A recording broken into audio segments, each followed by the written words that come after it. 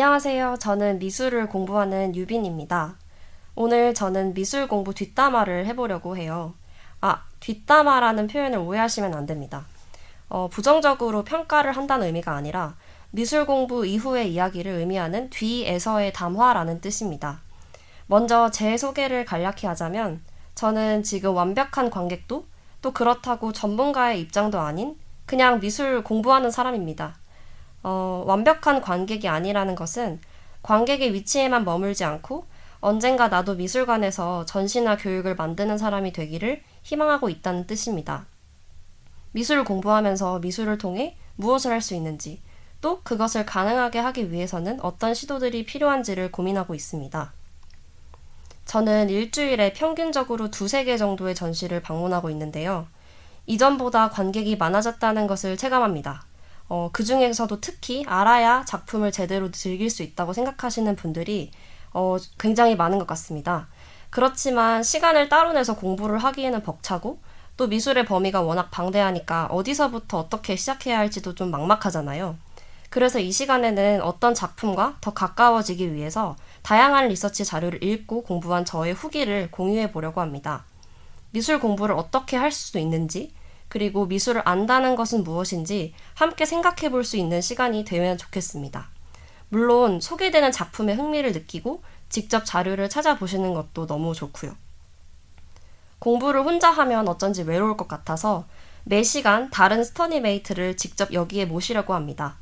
미술을 잘 모르거나 잘 알거나 배경 지식의 여부와는 무관합니다. 이번 시간에는 저의 철학과 후배 윤술 씨를 모셨습니다. 윤술 씨, 안녕하세요. 안녕하세요. 전 철학을 공부 중인 박은슬입니다. 앞서 말씀해주신 것처럼 미술관에서는 모나리자 정도를 알고 있고요. 전시 보는 건 좋아하지만 주최자가 말하고자 하는 바나 전시의 배경 같은 거에는 정말 무지한 사람인데 왜 하필 제가 초청받았는지 의문이 드는 상태입니다. 저는 오히려 윤술 씨가 미술을 잘 모른다고 얘기를 했기 때문에 더 좋았어요.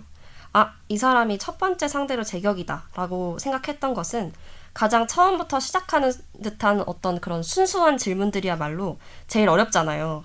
그만큼 모를 때 얼마나 재밌는 얘기를 많이 내 안에서 이끌어낼 수 있는지 저는 알고 있거든요.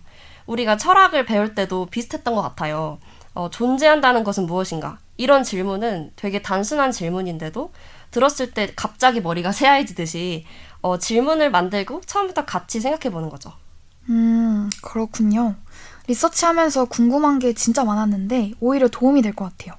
오늘 얘기할 시간이 더 기대되는데요. 네, 정리된 자료를 읽으면서 적었던 각자의 메모를 자유롭게 말씀해 주시면 될 것 같아요.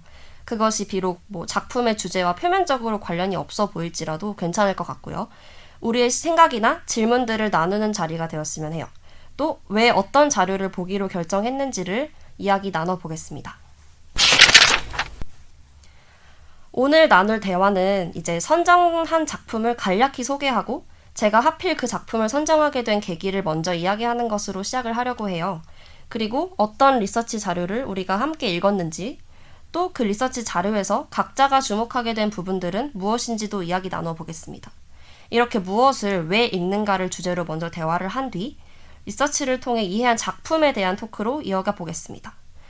그렇다면 오늘 뒷담화할 작품을 바로 소개하겠습니다. 오늘의 작품은 스위스 현대미술가 토마스 허쉬온의 24시간 푸코입니다. 작가의 개인 웹페이지에서 소개되는 내용에 따르면 이 작품은 철학자 미셸 푸코의 사상을 보여주는 문서, 이미지 및 컨퍼런스를 위한 공간을 마련하는 것에 주력했다고 해요. 푸코? 누구지? 하고 이제 갑자기 어려워지는 것 같은데 하고 느끼실 수도 있을 것 같은데요. 다행히도 기록에 의하면 이 전시는 그 누구도 푸코의 철학을 이해하고자 만든 교육의 자리가 아니라고 해요. 그러니까 오늘의 대화도 우리가 푸코를 알고 있는지의 여부와는 무관하게 이루어질 수 있다는 거죠. 가장 먼저 짚고 넘어갈 부분은 이 작품이 예술 작품 자체이면서 일종의 아카이빙 전시이기도 하다는 것입니다. 말이 좀 어려운데 전시를 만드는 것이 곧 작품이었다는 뜻입니다. 철학자 푸코와 관련한 자료들을 아카이빙, 즉 수집하여서 다양한 공간을 만들었다고 해요. 모든 전시는 때가 되면 종료가 되듯이 그때 그곳의 24시간 푸코 역시 2003년에 종료가 돼서 지금 당장 작품을 만나거나 또 앞으로도 기다릴 수가 없습니다. 그러면 제가 궁금한 게 생겼는데, 첫 리서치의 대상이 왜 하필 이 작품인 거죠? 이제 더는 그 공간이자 작품을 볼 수가 없잖아요. 그러면 사실 리서치가 직접적인 감상에 도움을 줄 수도 없고요. 보통은 직접 다녀온 전시가 더 궁금해서 자료를 찾아본다거나 혹은 앞으로 보게 될 전시의 작품들을 예습하는 차원에서 찾아보고는 하는 것 같은데 뭐 다른 특별한 이유가 있으신가요? 일단 제가 허시온을 많이 좋아합니다. 최근에 부산 현대미술관에서 열렸던 전시 능수능란한 관종에서도 작가의 작품이 있었는데요. 그것을 계기로 다시 허시온의 다른 작품들을 찾아보게 되었어요. 저는 이렇게 오늘 다녀온 전시에서 인상적이었던 작가의 다른 작품을 찾아보기도 하면서 좀 부담스럽지 않게 공부를 하는 것 같아요. 허시온의 많은 작품 중에서도 지금 이 시점에서 다시는 그때 그곳에 있었던 그대로의 작품을 확인할 수 없는 케이스를 리서치로 만날 때는 우리가 어떤 이야기를 나눌 수 있을지 그게 좀 궁금했던 것 같아요. 남겨진 아카이빙 자료를 통해서만 작품을 접할 수 있다는 게 오히려 좀 재밌지 않나요? 네, 재밌는 것 같아요. 일단 미술관이나 갤러리에서 전시를 통해 작품을 감상하는 게 일반적이잖아요. 하지만 이런 리서치 대화가 또 다른 의미의 감상이 될 수도 있겠다는 생각도 들어요. 동시에 한편으로는 글자 기록으로만 작품을 이해하는 게 어렵고 불완전할 것 같기도 해요. 왜냐하면 직접 가야만 느낄 수 있는 것들을 궁금해하는 관객들이 많잖아요. 또 요새는 관객들의 역동적인 움직임을 통해 비로소 완성되는 작품들이 많이 보이기도 하고요. 하지만 리서치 자료를 읽으면서 무슨 말을 할지, 어떤 질문이 생기는지 생각하다 보니까 작품을 직접 보지 못하는 상황이어도 그 작품에 대해서 할 수 있는 말과 상상할 수 있는 내용들이 굉장히 많다고 느꼈어요. 맞아요. 지금은 못 본다고 하니까 그 작품의 전경이 상상이 되는 느낌이랄까? 그리고 어떤 자료를 읽었는지도 청취자분들께 먼저 소개를 해드려야 될 것 같은데요. 이번이 첫 회차이기 때문에 우리가 많은 자료를 읽지는 못했어요. 이번에는 토마스 허시온의 개인 페이지에서 확인할 수 있는 작품 설명을 중심으로 리서치를 진행하였습니다. 미술 이론가 클레어 비숍이 2006년 영문으로 번역한 기록인데 이 작품에 대한 작가의 철학을 엿볼 수 있었습니다. 또 어떤 자료들이 있었죠? 추가로 허시온에 대한 정보가 좀 부족할 것 같아서 현우아 선생님의 홍익대학교 학위 논문 토마스 허시온 작품에 나타난 시각적 표상과 민주주의의 비판적 모색이라는 논문을 참고하기도 하였고 국내 시각문화 비평지 중에서 개간 시청각이라는 게 있는데 거기서 언급된 바를 제가 스크랩하기도 했습니다. 여기에는 오늘의 관객을 주제로 하는 2019년 여름호에 24시간 푸코가 간략히 언급되고 있어요. 마지막으로 2004년 발간된 플래시 아트라는 매거진 238호의 허시온 인터뷰까지 우리가 함께 읽었죠? 네, 그랬죠. 그러면 우리가 일종의 작가 작업 노트, 논문, 비평지, 인터뷰를 읽은 거잖아요. 제가 읽은 자료가 생각보다 많은 매체를 포함하고 있었던 것 같아서 새삼 놀랍네요. 그쵸. 사실 가장 중요한 자료는 저는 작가의 개인 페이지라고 생각해요. 아무래도 작가가 직접 운영하는 걸 테니까 좀 신뢰도도 있고 누군가에 의해서 번역되지 않은 작가의 표현과 언어를 읽는 게 필요하다고 생각하거든요. 그러면 다른 작가님들도 이런 페이지를 주로 가지고 계신가요? 네, 요새는 인스타그램을 다들 하셔가지고 저는 작가 인스타 팔로우에서 그 사람들의 프로필에 걸린 개인 포트폴리오를 좀 자주 찾아보는 편입니다. 또 우리가 함께 보았던 인터뷰처럼 작가 이외에는 인터뷰만 한 게 없다는 생각이 들기도 해요. 질문과 대답이 있기 때문에 작가의 작업 세계를 이해하는 데 좀 도움을 받죠. 윤실 씨가 허시온을 모른다고 사전에 이야기해 주셨기 때문에 이번에는 작가를 이해할 수 있는 자료를 조금 포함해 보았어요. 저는 허시온을 이번에 처음 알게 됐고 작품 역시 낯설었는데요. 유빈 씨는 이전부터 알고 있었다고 하셨으니까 이 자료 말고도 다른 어떤 종류의 자료들을 미리 접하셨는지가 좀 궁금해요. 저는 평소에 국립현대미술관이나 서울시립미술관을 비롯한 미술관들의 유튜브 계정을 자주 탐색하거든요. 그중 4년 전에 국립현대미술관에서 동시대 문화예술광자 시리즈로 서울대에 계신 조주현 선생님이 동시대 미술의 현장과 쟁점을 주제로 강연하신 비디오가 있어요. 그 강좌 뒷부분을 보시면 허시온의 작업이 가지는 동시대성에 대해서 설명을 해주십니다. 굉장히 유익하게 들었던 기억이 있고요. 허시온의 개인 페이지를 보면 이제 24시간 푸코 말고도 다양한 이전 작업들의 실물 사진들을 확인하실 수 있어요. 또 미술평론가 할포스터의 아카이브 총동에도 허시온이 중요하게 언급이 되고 있습니다. 오, 되게 다양한 자료의 종류가 있네요. 저는 책이나 논문만 생각을 했었는데 비디오는 생각도 못했어요. 네. 사실 비디오 같은 경우는 허시운을 키워드로 검색한 건 아닌데 듣다가 우연히 허시운이 등장하더라고요. 그래서 메모를 좀 해두었어요. 조주현 선생님의 설명은 할포스터의 아카이브 충동에 좀 기반하고 있다고 느껴졌어요.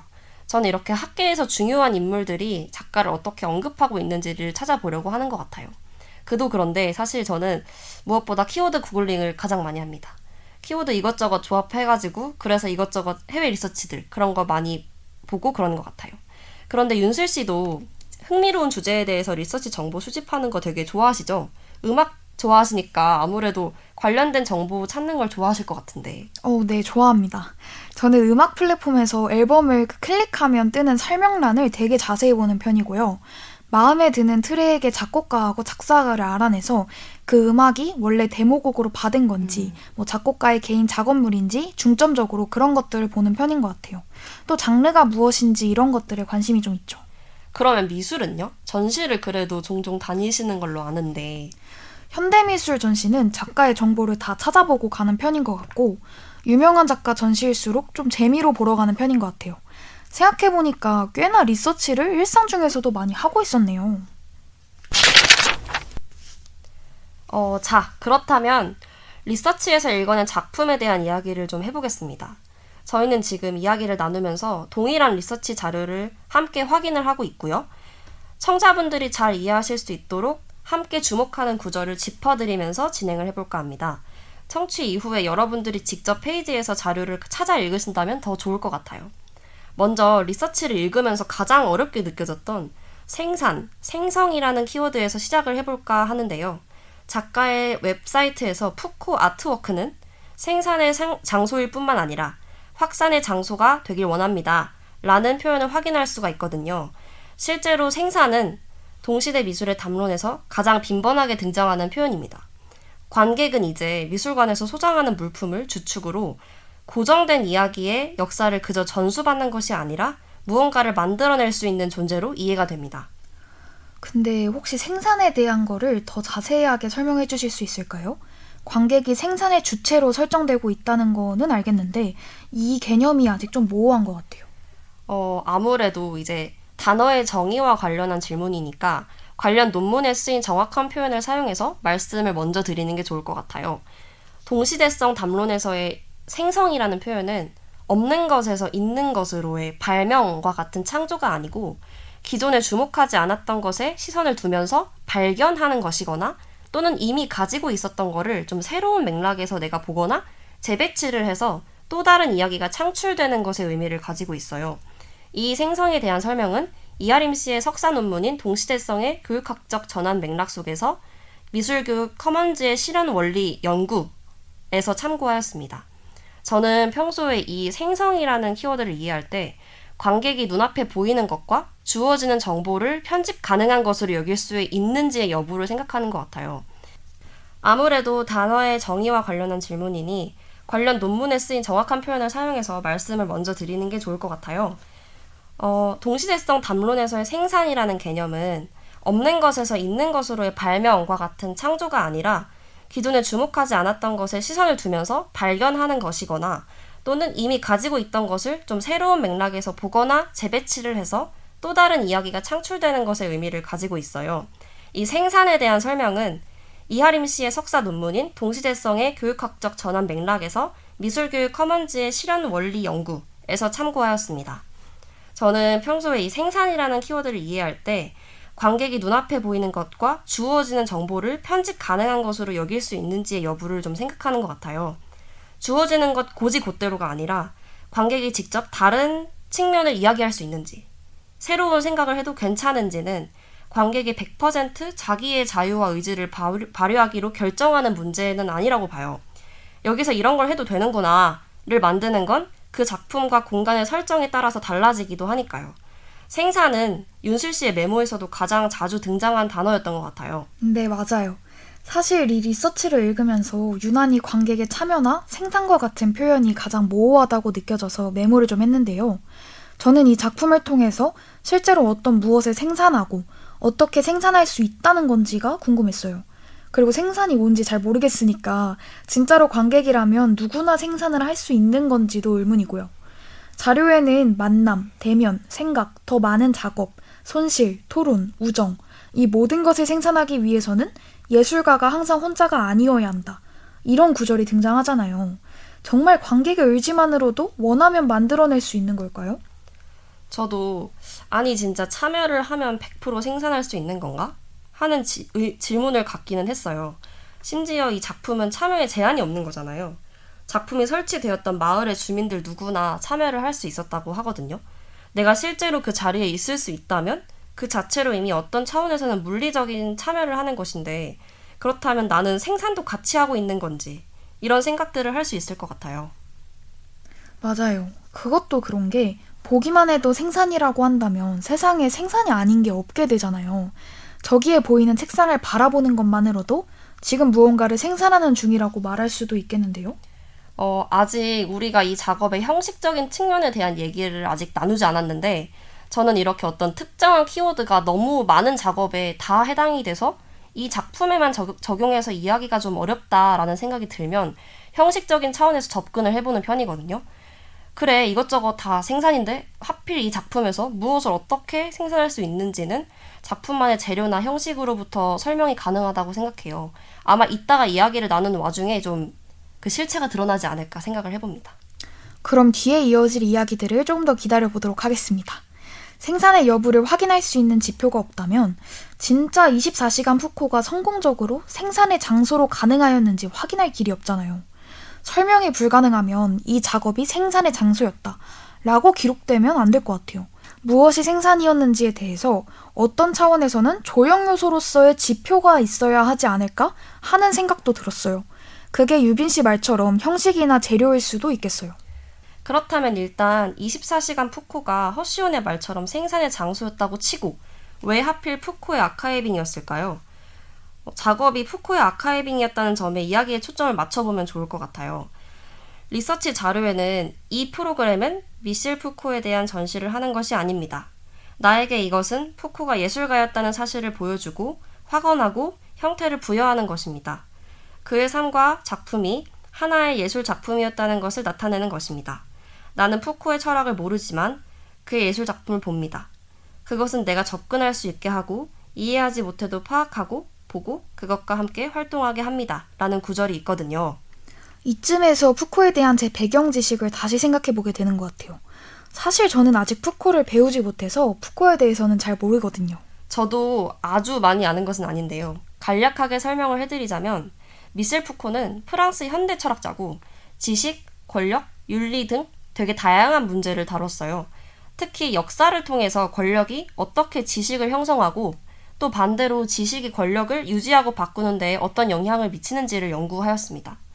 하지만 작업에서 푸코를 아는 게 그리 중요하지 않다고 하니까 더 설명을 하거나 우리가 알아볼 필요는 없다고 저는 생각해요. 근데 아무리 푸코를 몰라도 된다고 하더라도 이 작업은 24시간 푸코잖아요. 24시간 칸트가 아니라요. 거듭해서 푸코의 철학을 이해하려 하지 말고 단지 철학의 힘을 느끼라고는 하는데, 그렇다면 그 전시가 왜 하필 많은 철학자 중 푸코의 기록으로 구성되어야 했을까요? 그의 이론을 근거로 하지 않는다면 푸코가 가졌던 철학에 대한 열정이 중요했던 걸까요? 열정 자체가 관객에게 닿도록 구성하는 것이 전시의 목표였다면 푸코가 푸코라서가 아니라 그저 열정이 가득한 개인의 아카이빙 전시로서 의미가 있었다고 봐야 할까요? 어떻게 생각하세요? 저는 푸코가 푸코인 게 중요했을 거라고 생각해요.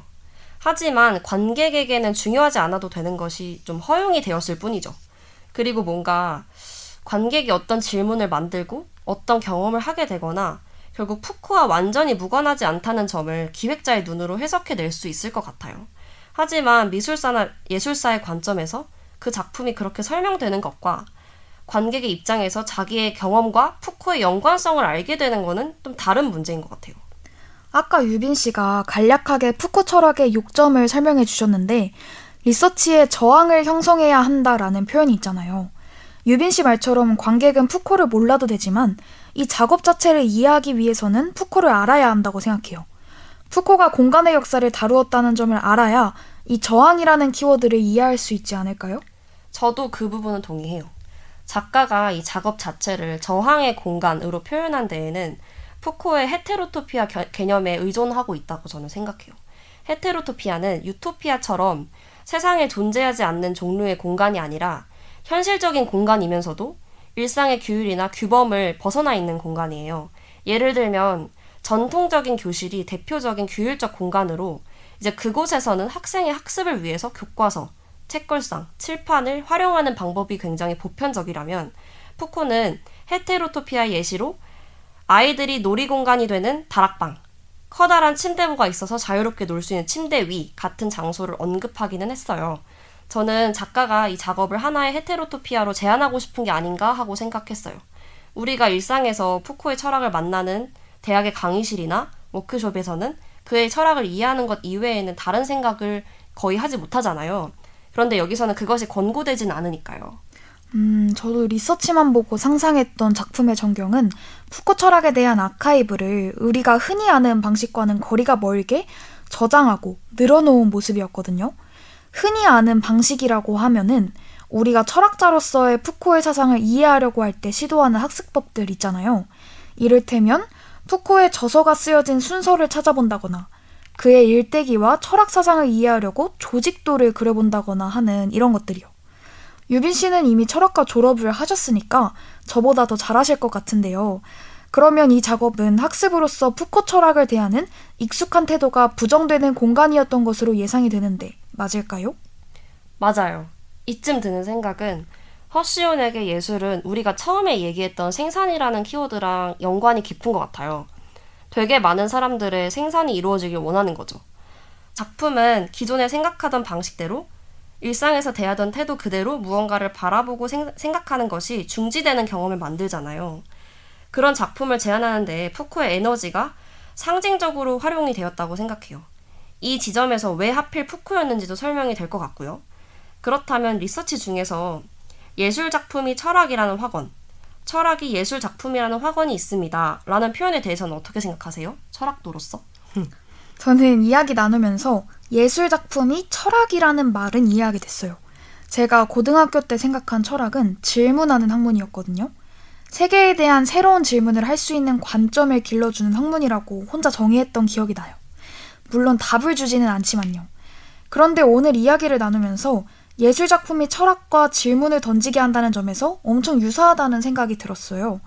제가 푸코 24시간이라는 작품을 실제로 봤다면 제일 먼저 들 것 같은 생각은 왜? 일 것 같거든요. 그게 어떤 의미에서든지요. 유빈 씨는 이에 대해서 어떻게 생각하세요? 푸코의 철학이 예술이라는 표현은 그의 저작이나 책에게 예술이라는 칭호를 붙여주겠다라는 태도를 드러낸다기보다는 새로운 질문을 만들어낼 수 있는 공간의 마련이랑 예술의 역할 사이의 접점을 저는 보여준다고 생각했어요. 작품과 무관하게 딱 예술 작품은 철학이다, 철학은 예술 작품이다 라는 문장만 보면은 저도 그 생각에 마찬가지로 동의하는 것 같아요. 오, 이유를 들을 수 있을까요? 일단 제가 생각하는 철학은 우리가 책을 가지고 이론을 암기하고 빼곡하게 적어서 설명할 수 있어야 하는 그런 게 아니거든요. 물론 학부에서 철학을 배울 때도 열심히 발제문 써가면서 이론 이해하려고 노력하긴 했어요. 하지만 결국 어떤 것도 당연한 것으로 여기지 않고 둘러싼 여러 조건들을 검토하는 작업이 철학 수업에서는 가장 강조가 되었던 것 같거든요. 그걸 자기가 직접 할 줄 아는 게 중요한 거죠. 제가 정의하는 예술이라는 것에는 예술을 경험하거나 바라보는 관객을 반드시 포함하고 그 관객이 앞서 설명했던 철학하기를 좀 정신적으로 거치는 과정 전반을 다 포함하는 것 같아요. 그러니까 예술 작품은 관객이 철학하게 한다는 거죠.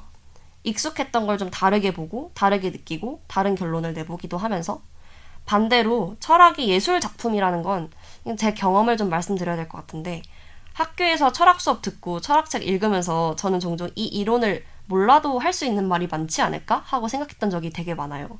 칸트를 다 몰라도 칸트가 쓴 책의 한 문장으로부터 하고 싶은 말이 계속 생기면 그런 현상은 어떻게 설명할 수 있는 걸까 하고 좀 그런 현상을 설명해내고 싶었어요.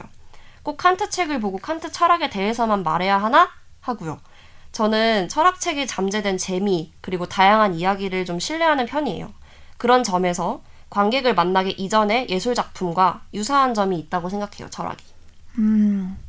유빈 씨가 말씀해주신 부분이 저는 허시온의 사고 과정과 유사하다고도 느껴지는 것 같아요. 하필 푸코의 아카이빙을 제시한 것은 상징적이었다고 하더라도 철학에서의 관념적이고 추상적인 용어들이 마구 쌓인 책이나 자료 따위를 사람들이 종합해서 이게 푸코 철학이다 라고 할 필요 없다는 점을 보여주려고 했던 거죠. 누가 24시간 푸코 어떤 작업이냐 라고 물어보면 저는 예술을 통해서 지식을 다른 방식으로 대해보기, 그로부터 다른 의미의 지식을 직접 만들고 경험해보기 라고 답하고 싶어요. 저는 이쯤에서 작업의 재료나 형식에 대해서도 이야기해봐도 좋을 것 같아요.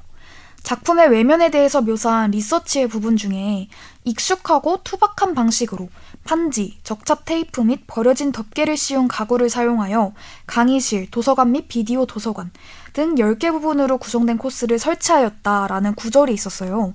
왜 하필 이런 재료들을 사용했을까요? 지금 제가 공간을 다시 상상해 봤는데 전 뭔가 알 것 같아요. 반대로 흰 벽으로 둘러싸인 우리가 자주 방문하는 전시장의 공간을 상상해 보시면 좋을 것 같은데, 이런 흰 벽의 갤러리를 화이트 큐브라고 하거든요. 우리 평상시에 전시를 볼 때 그런 깔끔하게 정돈된 글자들을 보면은 그걸 이해해야겠다는 마음이 제일 먼저 들잖아요. 저는 그런 적이 많거든요. 관객의 입장에서는 거기에 내가 뭔가를 덧붙여야겠다라는 생각을 하기가 어려울 것 같아요. 작품에서는 관객의 생산이 중요하다고 그랬잖아요. 재료가 그것을 가능하게 하는 조건으로 좀 기능하고 있다고 저는 생각했어요. 깔끔한 하얀색 벽에 고정되어 있는 설명 캡션이나 작품의 디스플레이가 아니라 언제나 파기가 될 수 있고 무언가가 쉽게 쓰일 수 있는 그런 일상의 재료들을 활용한 거죠. 제가 그런 공간에 있다고 한번 생각을 해봤을 때는 저도 화이트 큐브의 전시를 감상할 때보다는 더욱 적극적으로 뭔가를 만들어보고 싶다는 생각이 좀 들 것 같아요. 유빈 씨 말 들어보니까 감이 잡히는 것 같아요. 아까 이해가 가지 않던 생산의 의미도 뭔가 구체화되는 느낌이고요. 그래서 뭘 생산해야 하지라는 의문이 있었거든요. 그런데 이 작업은 무엇을 생산하나 보다 어떻게 생산하나에 대한 나름의 답을 제안하는 데 집중하고 있는 것 같아요. 처음부터 변형 가능한 재료를 사용했다는 측면에서 생산의 종류가 그 사람한테 중요하지 않았을 것 같다는 생각도 들고요. 저는 이 지점에서 더 찾아보고 싶은 자료가 생겼거든요. 24시간 푸코에 참여한 사람들의 반응이나 인터뷰를 정리한 자료요. 진짜 생산을 말하려면 아까도 이야기했다시피 생산물에 대해서도 관심을 가져야 하는 게 아닌가 하는 생각이에요. 언제나 기획 의도대로 흘러갈 순 없잖아요. 이런 작품은 평면 회화랑은 다르게 의도대로 실현되었는지의 여부에 따라서 성공과 실패가 판단이 될 수 있을 것 같아요. 말씀하신 것처럼 이런 작업은 진짜 실제로 생산이 이루어졌는지 확인할 수 있어야 하는 거 아닌가 싶어요. 요새 동시대 미술에도 이런 워크샵, 관객 참여형 공간이 진짜 많지 않나요? 많아요. 진짜 많고 개인적으로는 그런 작품의 형태에 관심이 많이 있기도 해요. 이런 작업들은 진짜 생산이 이루어질 수 있도록 저는 책임을 져야 된다고 생각하거든요. 단순히 조형적 재료로만 의도가 전부 실현되는 건 아닐 수도 있잖아요. 적어도 관객들의 다양한 표현이나 말, 대화를 정리하고 기록하는 작업까지 수반이 되어야 된다고 생각해요. 네, 정말 24시간 푸코를 두고 시간 가는 줄 모르고 떠들었습니다. 슬슬 마무리를 해야 될 것 같아요. 윤술 씨는 혹시 더 찾아보고 싶은 재료나 내용이 생기셨나요? 혹은 관심이 가는 키워드라거나 만들고 싶은 게 있다거나 하고 싶은 게 있다거나 어떤 행동으로 이 시간을 이어갈 것 같으세요? 앞서도 말한 것 같지만 저는 이번 팟캐스트를 준비하면서 푸코에 대해 알아보고 싶다는 생각이 제일 많이 들었어요. 다른 관람객들은 어떻게 느끼실지 몰라도 역시 전 철학을 공부하는 사람이라서 그럴까요? 리서치엔 잘 담기지 않은 푸코 철학을 각 잡고 한번 공부해보면 재밌을 것 같아요. 저도 푸코 철학을 통해 어떤 영감을 느낄지도 모르고요. 다만 리서치를 진행하면서도 그렇고 마무리하는 지금도 여전히 가지고 있는 질문이 하나 있는데요. 관객은 감상에 있어서 어디까지 알아야 하는가? 이 질문입니다. 오늘 푸코에 대해서 간략하게나마 이야기 나누면서 사실 작업 자체를 이해하는 게 재밌다는 생각도 들었거든요. 우리도 지금 관객의 입장이라기보다는 작품에 대해서 공부하는 입장에 있으니까요. 이런 리서처는 이제 관객도 아니고 뭐라고 표현을 하면 좋을까요? 잠재적 관객? 말 그대로 리서처? 직접 그 자리에는 없었지만 기록만으로 작품을 접하는 공부하는 사람들을 지칭하는 표현도 생긴다면 재밌을 것 같아요. 맞아요. 리서처가 느낄 수 있는 즐거움은 작품을 직접 체험하고 경험하는 사람이 느끼는 즐거움하고는 조금 더 다른 것 같아요. 이것도 감상의 범주에 포함될 수 있을지도 궁금하네요. 유빈 씨는 오늘 어떠셨나요? 저는 일단 어떤 전시를 만들고 싶은지 구체적으로 구상을 해야겠다는 생각이 들었어요. 전 이렇게 관객이 적극적으로 참여할 수 있는 공간을 만들고 싶지만 그 참여의 의미가 단순히 물리적인 참여는 아니거든요. 표현할 수 있고 그 표현이 작업에게도 중요한 요소로 여겨지면 좋겠어요. 그래야 기획 의도와 따로 놀지 않고 공허하다는 생각도 안 들 것 같거든요. 이런 지점을 비롯해서 리서치를 하면서 작품이나 전시의 전략들을 따로 노트에 정리해두면 좋겠다는 생각이 들어요. 유사한 전략끼리 묶거나 서로 비교하면서 이해할 수 있도록 하는 거죠. 뜬금없지만 저는 그런 게 영구적 태도라는 생각이에요. 그 묶음으로부터 또 새로운 전시가 탄생할 수도 있겠다는 생각이 드는 것 같습니다. 유빈 씨는 리서치 자료를 보면서도 그렇고 전시를 다니면서도 그렇고 무엇을 만들어야겠다는 아이디어를 많이 얻으시는 것처럼 보여요. 맞아요. 하지만 무언가를 아예 모르던 때에 마음대로 상상하고 온통 이제 나로 가득 차던 시기도 있었는데요. 종종 난 이제 그런 감상 못하는 사람이 되었다는 걸 느끼기도 해요. 이제 전공하고 싶은 사람으로서 리서치와 친해진다는 거는 그런 의미인 것 같아요. 윤슬 씨는 앞으로 미술을 볼 때 이런 자료를 좀 많이 찾아볼 것 같으세요? 관객이 다양한 자료를 찾아보기에는 너무 부담이 될까요? 저는 찾아볼 것 같아요. 하지만 평범한 관객들이 모든 자료를 찾기란 되게 어려울 것 같고 제 친구들하고 전시를 다녀왔을 때 친구들은 전시 설명이 없어도 이해할 수 있는 전시를 좋아하는 것처럼 보였거든요. 그리고 생각을 해보면 설명이 없어도 잘 와닿는 작품이 진짜 좋은 작품이 아닌가 싶기도 하고요. 맞아요. 하지만 동시대 미술로 올수록 당연히 배경이나 다른 자료 없이 이해하기가 좀 어려운 건 사실이라는 생각이에요. 저는 그래서 윤슬 씨가 말씀하신 것처럼 자료에 대한 접근성이 모두에게 확보가 되도록 미술관 측에서 장치를 마련하거나 아니면 자료를 읽어낼 수 있도록 그런 리터러시 교육이 필요하다고 생각해요. 그런 장치들에는 무엇이 있는지 더 알아보고 싶다는 생각이 드네요. 맞아요. 리서치, 자료, 정보를 어떻게 활용하느냐에 따라서 되게 다를 테니까요. 저는 또 한 가지 질문을 얻게 된 것 같아요.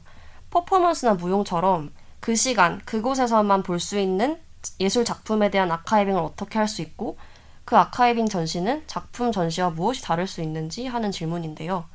24시간 푸코를 동시대에 느낄 수 있는 다양한 자료가 남아있으면 좋았겠다는 생각이 계속 들었거든요. 다시 볼 수 없는 퍼포먼스나 혹은 전시의 기록을 통해 만나는 것은 기록 자체가 또 다른 작품이 되어서 퍼포먼스나 이런 자리와는 또 다른 경험을 할 수 있게 만들 것 같기도 해요. 마지막으로 오늘의 소감 간략하게 정리하고 마무리하도록 하겠습니다. 오늘 어떠셨나요? 리서치 과정 어떠셨는지 전반적인 소감을 말씀해 주시면 좋을 것 같습니다. 우선 처음 보는 작가를 알게 돼서 좋았고요. 특히 철학과에 다니는데 철학과 연관된 작품을 리서치로 보는 게 학과 공부와 닿아 있는 부분이 있는 것 같아서 특히 더 좋았던 것 같습니다. 전시나 미술과 관련해서 진지한 얘기를 해보는 것도 처음인데요. 평상시에 전시 보면 구글 문서에 하고 싶은 말을 막 정리하는 편이긴 했는데 그걸 입 밖으로 꺼내니까 제 생각이 어땠는지, 허점 같은 건 어땠는지 이런 걸 파악할 수 있어서 너무 재밌었어요. 네, 오늘 참여해 주셔서 너무 감사드립니다. 제가 오늘 공부의 한 줄평을 정리한다면 이해하지 않아도 되는 교육의 자리를 만들고 싶다라고 할 수 있을 것 같아요. 허쉬우는 관객이 무언가를 할 수 있는 환경을 만들고자 했고 그게 가장 중요했다는 측면에서 이 작업을 교육적인 예술로 해석할 수 있는 여지가 있다는 생각도 들었어요. 다만 이 작품에서의 배움이란 전시를 설명적으로 받아들이지 않고 무언가를 말하고 표현하고 쓰고 공유하는 수행인 거죠. 앞으로 그런 작업들을 더 많이 찾아보고 공부해볼 계획입니다. 네, 저도 너무 감사합니다. 오늘 진짜 재밌었어요. 좋습니다. 여러분 청취해주셔서 감사합니다. 다음 회차에서는 전시를 대상으로 리서치를 진행하려고 합니다. 직접 보았던 전시를 대상으로 감상 이후에 공부를 하고 새로운 스터디 메이트와 함께 또 이야기해보려고 해요. 두산갤러리에서 주최하는 큐레이터 워크숍 꿀꺽이 선정된 전시입니다. 큐레이터의 관심사, 그들의 학위 논문, 도록, 비평 등 다양한 리서치 자료를 통해서 보다 깊이 전시에 대해서 대화할 수 있을 거라고 기대합니다. 여러분 다음에 만나요. 안녕.